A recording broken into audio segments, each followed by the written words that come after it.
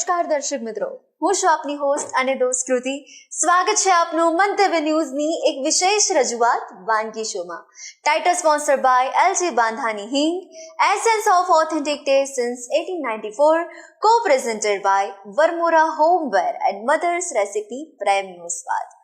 દર્શક મિત્રો, આજે વાનગીના રસોડે જે મહેમાન આવ્યા છે એ આપના માટે પહેલી વાનગી લઈને આવ્યા છે કચ્છી કડક.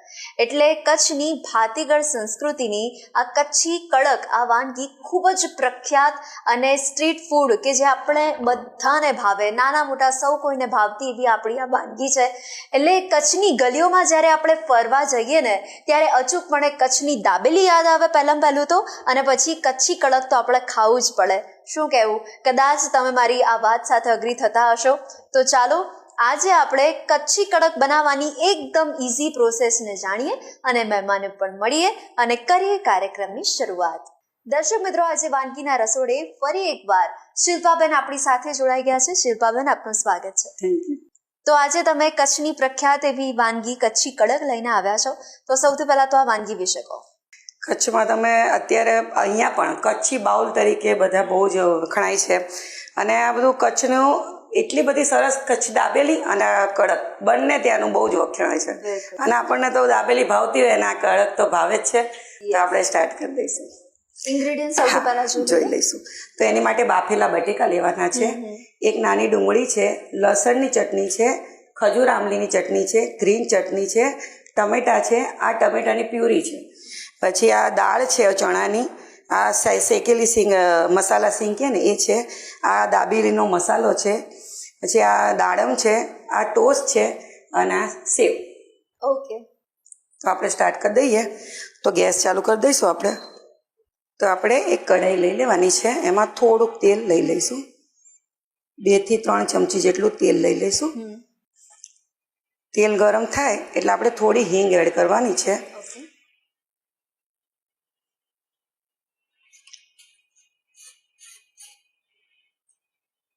તો શિલ્પાબેન, આપણે એલજી બાંધાની જ હિંગ યુઝ કરી રહ્યા છે.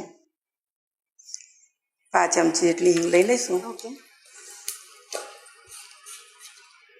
તો હવે આપણે આ જે ટમેટો પ્યુરી છે ને એ એની અંદર એડ કરી દઈશું. એક ટમેટાને મેં મિક્સરમાં એ રીતે પ્યુરી બનાવી દીધી છે. અને હવે આપણે આને થોડી વાર શેકાવા દઈશું. ખાટું મીઠું આપણે જે દાબેલીનો જે ટેસ્ટ હોય ને બસ સેમ જ વસ્તુ છે, પણ એને ખાલી તમારે પ્રેઝન્ટ કરવાની એક અલગ રીત છે. બરાબર.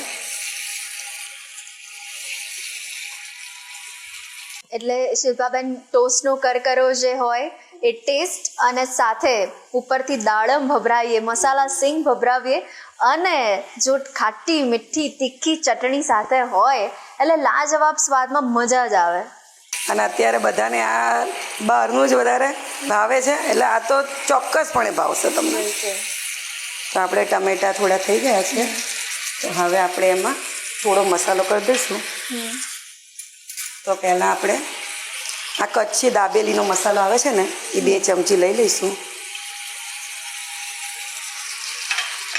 અને બેઝિક મસાલા છે, લાલ મરચું પાવડર થોડો, કેમ કે આપણે હજી ચટણી ઉપર એડ કરવાની છે, ધાણા જીરું પાવડર, થોડી હળદર અને સ્વાદ મુજબ મીઠું. મિક્સ કરી લઈશું આપણે. જો મસાલો નાખતા સાથે દાબેલીની સ્મેલ આવવા માંડી ને. અને હવે આપણે જે બટેકા મેં 2 કે 3 નંગ બાફીને લીધા છે એ આની અંદર એડ કરી દીધું. આપણે આ બટેકાનો છે ને રસાવાળું આપણે રસો કરવાનો છે એનો, જે આપણે ટોસ્ટ ઉપર નાખીએ ને એટલે ટોસ્ટ વ્યવસ્થિત પલળીને સરસ થઈ જાય. આપણે બટેકા નાખી દીધા છે અને હવે આપણે એની અંદર પાણી એડ કરી દેવાનું છે.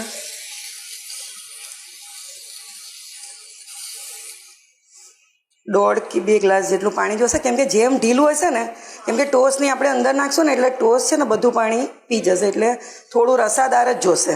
એટલે આપણે 2 ગ્લાસ જેટલું પાણી જોશે આમાં. ઓકે.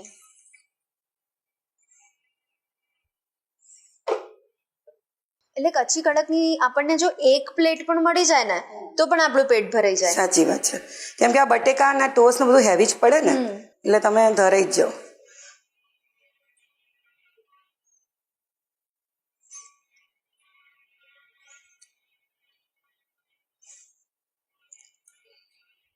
આપણે બધા બટેકા થોડા તોડી જ દેવાના છે, કારણ કે રસા જેવું જ બનાવવાનું છે. હા.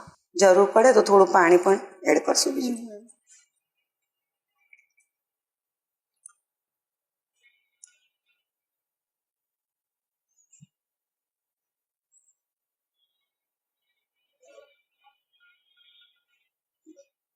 આમાં તેલ બી બહુ ના જોઈએ અને કશું જ નહીં.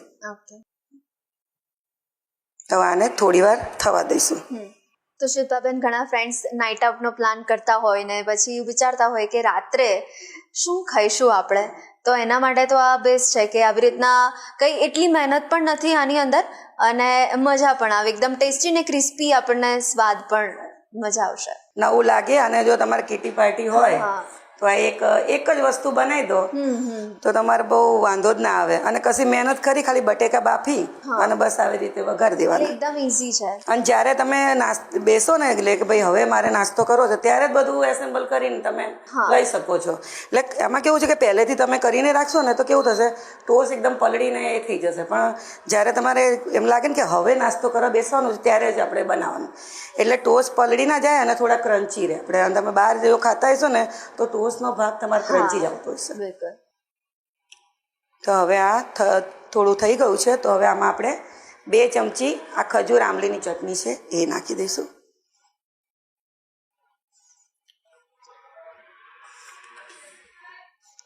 બસ. અને હવે થોડી કોથમીર.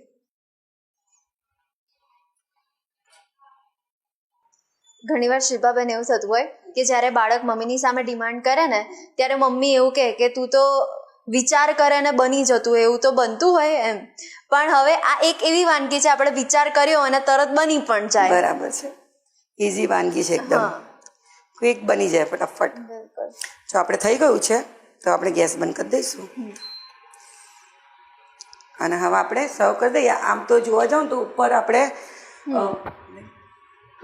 આપણે ઉપરની સાઈડ છે ને એ લોકો પેલા ટોસ મૂકી પછી રસો નાખી એ રીતે કરે છે, પણ આપણે બધું મિક્સ કરીને પછી સર્વ ઉપરથી ટોસ્ટ.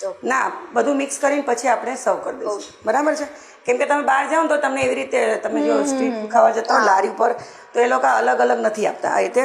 અને આમાં છે ને કાં તો તમારે બ્રેડ હોય ને એ તળીને લેવાની, નહીંતર જીરા ટોસ્ટ લેવાના. મિલ્ક ટોસ્ટ ના લેશું, નહીં સારું લાગે. તો આપણે એના કટકા કરી દઈશું આવી રીતે.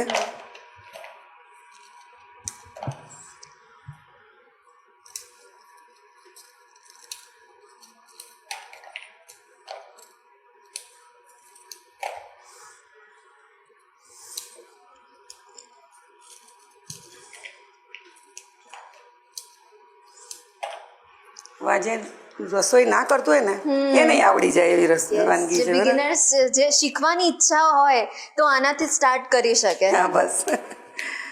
કેમ કે બધી વસ્તુ ઘરમાં મળી જ રહે આપણને. તો શિલ્પાબેન, આજે તમે કચ્છની પ્રખ્યાત વાનગી બનાવી છે. તમારા ઘરમાં તમારા હાથની કઈ પ્રખ્યાત વાનગી છે? બહુ જ બધી છે. કેમ કે હમણાં જ મારો બાબો આવ્યો હતો ને કચ્છથી, તો એને અમારે લજાનિયા બહુ જ ભાવે. ઓકે. તો મને એણે ત્યાંથી જ ફોન કર્યો હતો કે મમ્મી લજાનિયા, બ્રેડ લજાનિયા બહુ સરસ બને છે. તો કે મમ્મી એ જ બનાવજો હું આવું ત્યારે. તો મેં કીધું વાંધો નહીં, આપણે બનાવી દઈશું. અને અમારે ત્યાં કેવું લજાનિયા બને એટલે 2-3 દિવસ ચાલે, કેમ કે એના જે સોસ ને એવું છે ને એ તો ફ્રીજમાં મૂકી દો એટલે સારું જ રહે.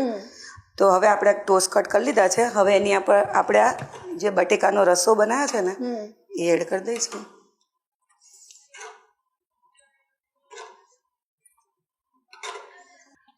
ખજૂર આમલીની ચટણી 2 થી 3 ચમચી. ગ્રીન ચટણી છે એ 2 ચમચી. આ લસણની ચટણી છે એ 1 ચમચી જેટલી.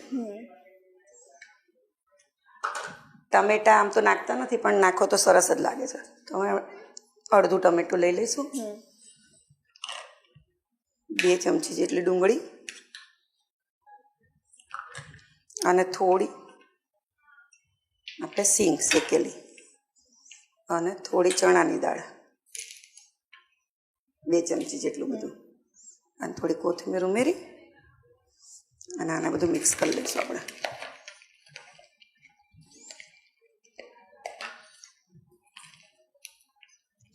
હવે આપણે એને સર્વ કરી દઈશું. બસ કરી દઉં.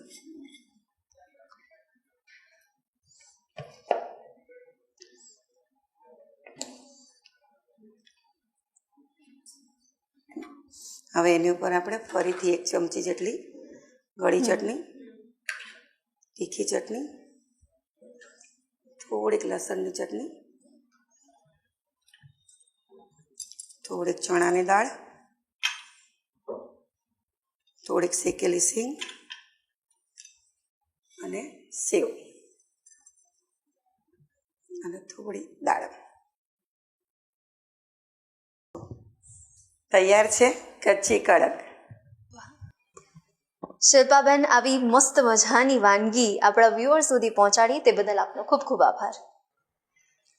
દર્શક મિત્રો, એકદમ ક્રિસ્પી અને જોઈ શકો છો આપ કે ઉપરથી દાડમ છે, સેવ છે, મસાલા સિંગ છે અને સાથે સાથે લસણની ચટણી, મીઠી ચટણી, તીખી ચટણી, આ ત્રણેયનો સંગમ જોવા મળે એટલે પછી મજા જ આવે. તો બસ સાંજ પડીએ તમને કંઈક મસ્ત ટેસ્ટી મોડું કરવાની ઈચ્છા થતી હોય, કંઈક ક્રેવિંગ થતી હોય, અચૂકપણે ટ્રાય કરી શકાય. ચોક્કસથી ટ્રાય કરજો. અને હવે બીજી વાનગી કઈ છે જાણીએ આપણે નાનકડા બ્રેક બાદ. કચ્છી કડક બનાવવાની સામગ્રી: તળેલી બ્રેડ, બાફેલા બટાકા, ટામેટાની પ્યુરી, મસાલા શીંગ, સેવ, લસણની ચટણી, ખજૂરની ચટણી, ડુંગળી, કોથમીર, કચ્છી ગરમ મસાલો, તેલ.